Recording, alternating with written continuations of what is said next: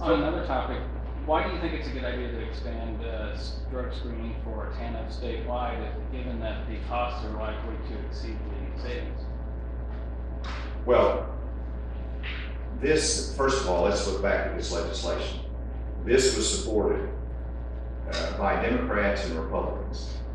It was, I think there were only 5 or 6 that even voted against it.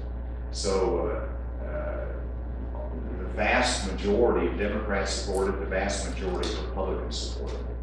It started out as a pilot program in the legislation for the border counties. It was amended by the legislature to say it should be a statewide initiative.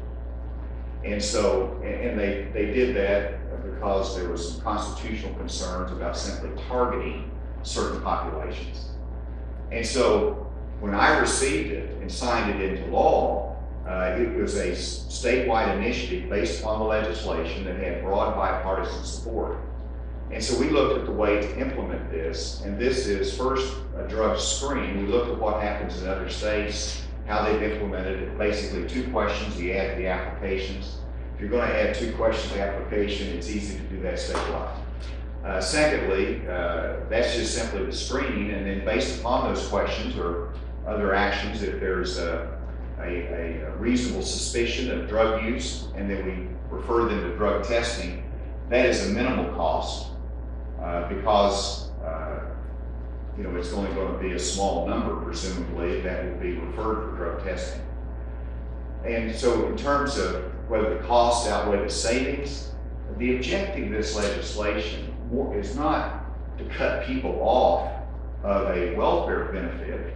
The objective is to reduce drug dependency in Arkansas.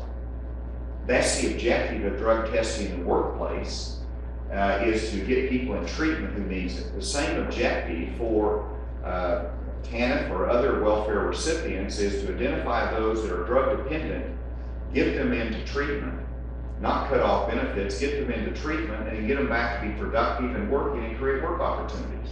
So it's very thematic and consistent.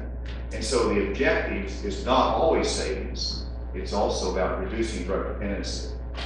So I think it's a good plan. We're implementing it very carefully. And we're keeping an eye on the cost side of it, which I think that 1.5 million is probably high because we just don't know how many tests we implemented.